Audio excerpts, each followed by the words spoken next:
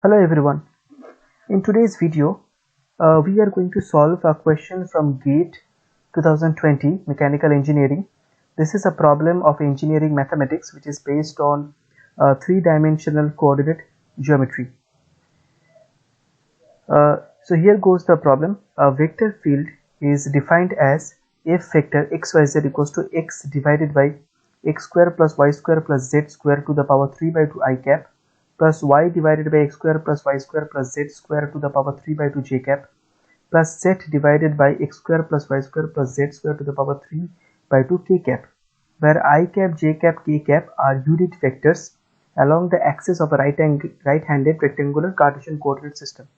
The surface integral f vector dot ds vector evaluated over the inner and outer surfaces of a spherical shell formed by two concentric spheres with origin as the center and internal and external radii of 1 and 2 respectively. So here I have drawn the spherical shell. This is our spherical shell. The inner part of the spherical shell is this yellow colored. The inner radii is marked as 1, the outer radii is marked as 2, and the space between the inner surface and the outer surface is marked as this orange color.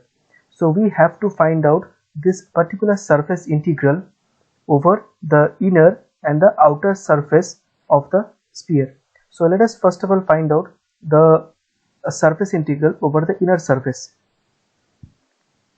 Here the surface that is given to us is a spherical surface, so we can use spherical coordinate system, and we will parameterize our equation over here. We will convert our Cartesian coordinate system to spherical coordinate system, and then we will evaluate our integrals. Now for proceeding, first of all we have to know what is the equation of a sphere. Equation of a sphere. Equation of a sphere is given as x square plus y square plus z square equals to r square, where r is the radius of the sphere. Now we are taking the inner part of the sphere, the inner surface. That means we are taking the inner sphere. So for the inner sphere or the inner surface, we can say, for the inner surface we have r equals to 1. Therefore x square plus y square plus z square equals to 1.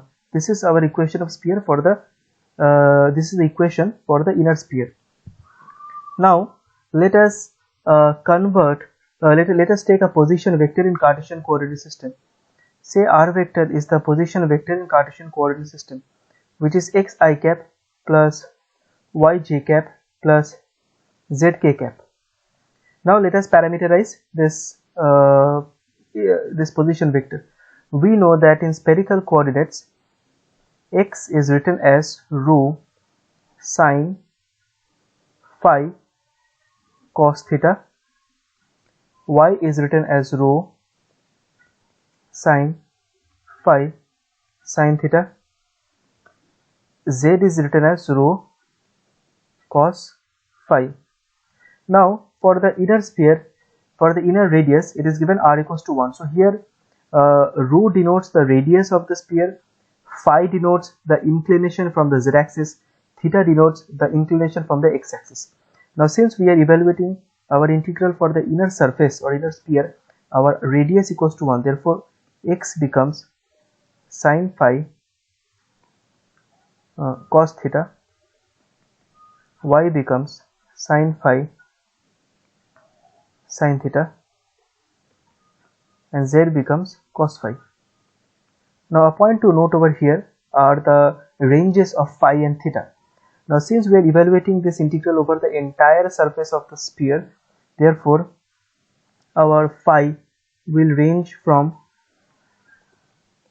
0 to pi, and our theta will range from 0 to 2 pi. These are our limits. Now let us substitute these values of x, y and z in our position vector. So r vector equals to sin phi cos theta I cap plus sin phi sin theta j cap plus cos phi k cap. Now what we will do, next we have to differentiate this position vector with respect to theta. That is how the parameterization of a surface is done. So derivative of position vector with respect to theta will give us sin phi minus sin phi sin theta I cap plus sin phi cos theta j cap, and this will become 0. Next we have to differentiate this same position vector with respect to phi. That will give us cos phi cos theta I cap plus cos phi sin theta j cap and minus sin phi k cap. Next we are going to find out the normal vector on the surface of our sphere, and that is found out by r theta cross product of r phi.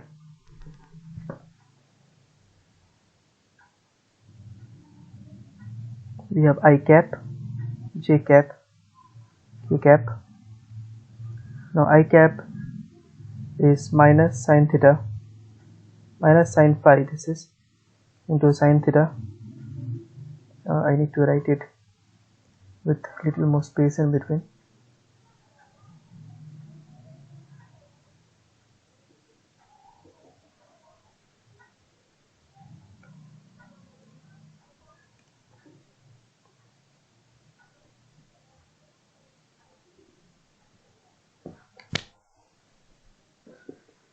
So we have minus sin phi sin theta, then we have sin phi cos theta.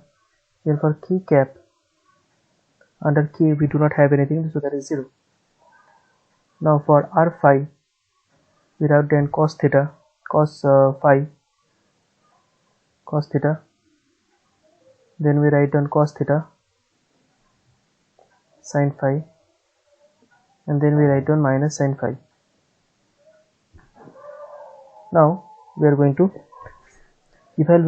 obtain the determinant of it. So I cap into this one into this one, that is minus sin square phi cos phi minus j cap into this one into this one, that is minus sin square phi sin theta again into 0 plus k cap into this one, that is minus sin phi sin theta. This will be sin theta.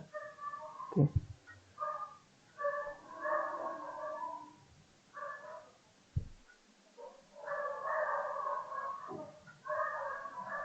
This will be sin squared theta, as we have a theta over here, minus sin phi cos theta, again this will be square, and then cos phi.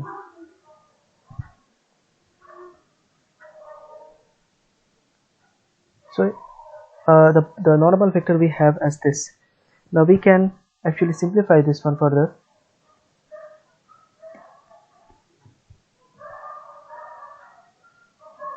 R theta vector into r phi vector, which if further simplified will give me I cap sin square phi cos theta minus j cap sin square phi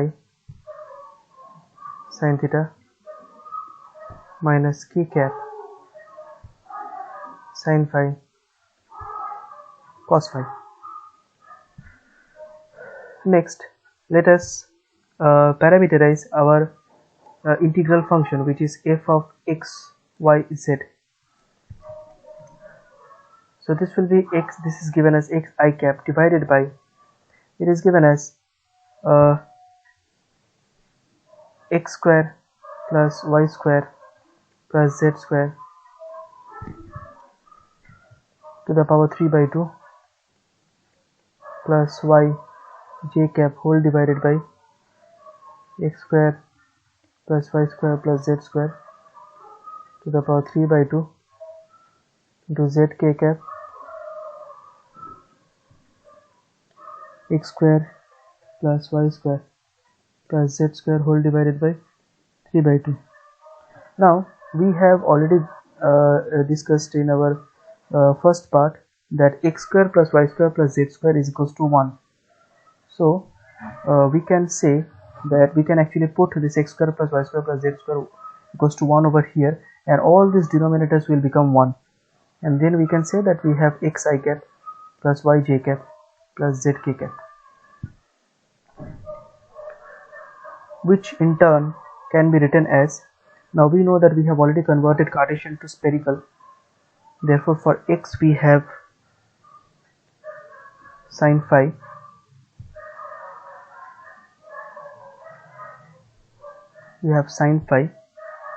cos theta I cap plus we have sine phi sin theta j cap plus we have cos phi k cap. Now we are going to do our actual integral. So surface integral f vector x comma y comma z into ds vector will be, we know we are converting a surface integral into a double integral, so that will be double integration from 0 to 2 pi first, and then from 0 to pi. Why? Because 0 to 2 pi is the limit of theta and 0 to pi is the limit of phi. So that is going to give us, this function initially was in terms of xyz, now it gets converted in terms of phi and theta, and this ds vector will now become mod of r theta cross r phi vector, r theta vector cross r phi vector into d theta d phi. This is the process of converting surface integral into a double integral. I am writing this again over here. Surface integral f vector dot ds vector is equals to double integration over a region D, f vector n cap into ds that is in turn equals to double integration over the region D, f vector into cross product of ru vector cross rv vector into du dv, where u and v is that imaginary coordinate system on which our surface S is projected as a two-dimensional region D, and ru vector cross rv vector denotes the normal to our projected region D. Now let's come back over here, 0 to pi and here 0 to 2 pi. So f theta phi, now our f of xyz has become a function of f theta and phi, so that we can write down sin phi cos theta I cap plus sin phi sin theta j cap plus cos phi k cap dot product of, now r theta r phi is minus sin square phi cos theta I cap minus j cap of sin square phi sin theta minus k cap of sin phi cos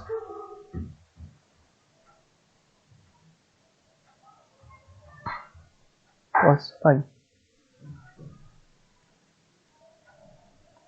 Now 0 to pi, 0 to 2 pi.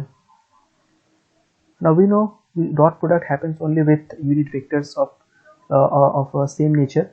So here I cap and I cap will be multiplied together. So we will get sine cube phi cos square theta, and then j cap and j cap will be multiplied together. We will get minus sine cube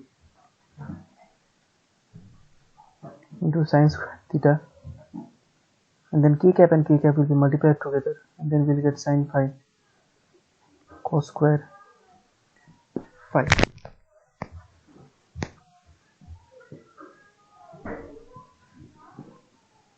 Now this we can write as integration 0 to pi, integration 0 to 2 pi.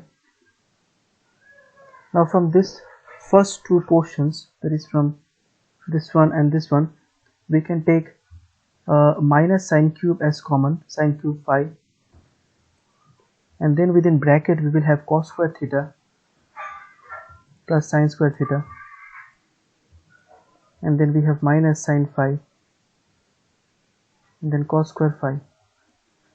Okay, I forgot to write one thing. This will be d theta d phi over here, d theta d phi, here also d theta d phi. Now this will give us integration 0 to pi, integration 0 to 2 pi. Cos square theta plus sine square theta is 1, we know. So we get minus sine cube phi minus sine phi cos square phi into d theta d phi. Now further we can simplify this one also. So here we take integration 0 to pi, integration 0 to 2 pi,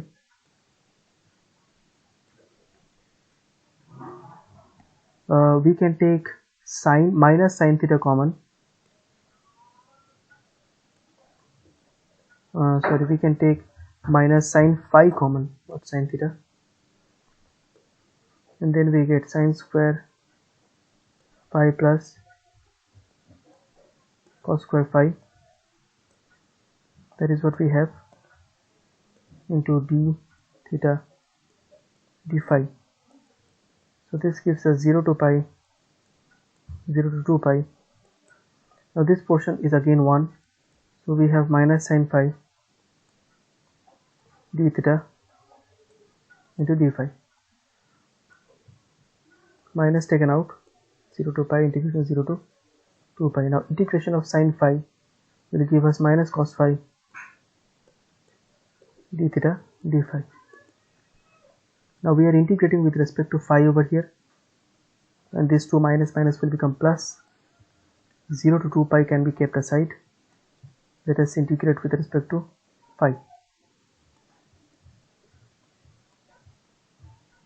So this gives us integration 0 to 2 pi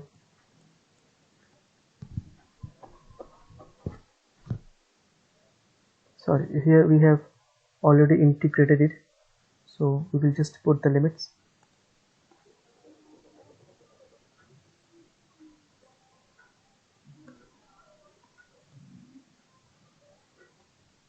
We will just put the limits of 0 to pi, and we don't need this one.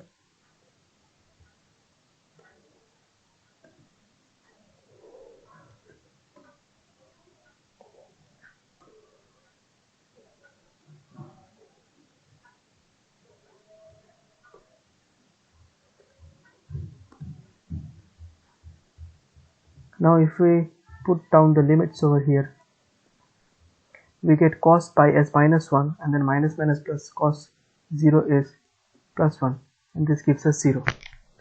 So that means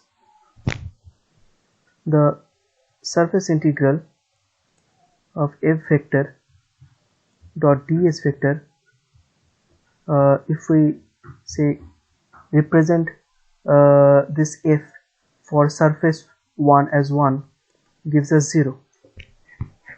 Okay, so this 1 indicates that we have considered this function for the inner sphere. Now let us do for the outer sphere. Now we are doing it for the outer sphere. If we just okay, so let us put the value of the function. which is x divided by x square plus y square plus z square to the power 3 by 2 I cap plus y cap divided by x square plus y square plus z square to the power 3 by 2 j cap plus z divided by x square plus y square plus z square whole divided by 3 by 2 k cap.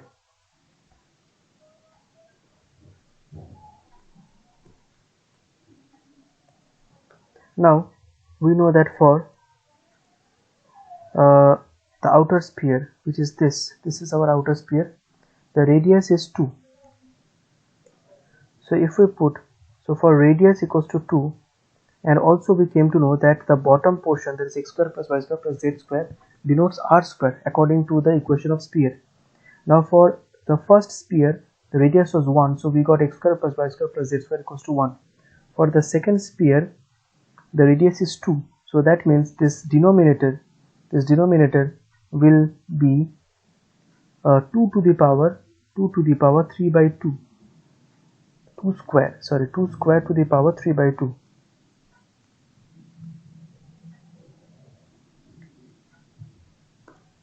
Because according to this equation, we have x square plus y square plus z square equals to r square.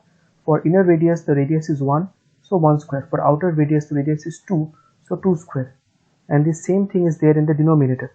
So the denominator will become 2 square and then 3 by 2. So 2 square, and then into 3 by 2 will get cancelled off and we will get 8.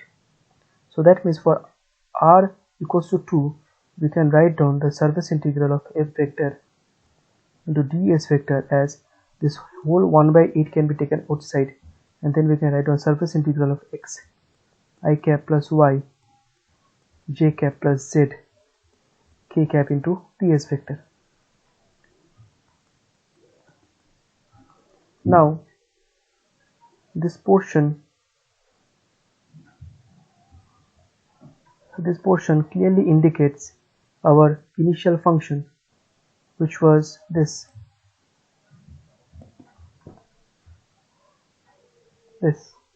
and this was our f1. So that means we can substitute as f1 over here, f1 vector into ds vector. Now we have already got the surface integral of f1 vector into ds vector is 0. So that means 1 by 8 into 0 will also be 0. Therefore, the final answer for surface integral of f vector into ds vector for the entire inner and outer surface will be 0 plus 0 and 0. Now if you go back to the question, we'll see that option A is the right answer. Hope this clarifies the question.